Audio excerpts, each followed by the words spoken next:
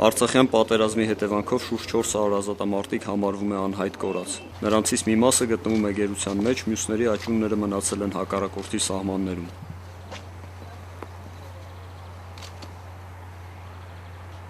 Ամեն տարի մենք լինում ենք Եռաբլուրում, հարգում ենք տղաների հիշատակը, խոնարհվում նրանց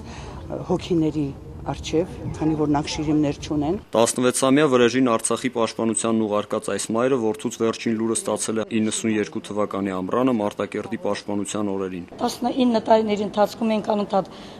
փորձել ենք գտնել տղաներին, ամենքս մեր ուղղությամբ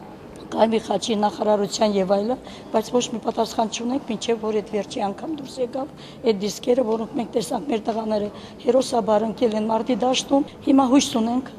որ գոնե կարողանանք մեր տղաների աճույները վերադարձնել։ Հանդիսավոր ցերեկույթի ժամանակ պաշտպանության նախարարը վստահեցրեց, որ համապատասխան կառույցների հետ աշխատանք է տարվում անհայտ կորածներին գտնելու եւ հնարավորության դեպքում հայրենիք վերադարձնելու ուղղությամբ։ Անընդմեջ աշխատում են կորոնական միջոցառումների ցուցակների ճշտման ուղղությամբ։ Ուզում եմ ձեզ բոլորիդ համբերություն ցանկանամ եւ այդ համբերության կեսը նաեւ ուզում եմ ես հետ միասին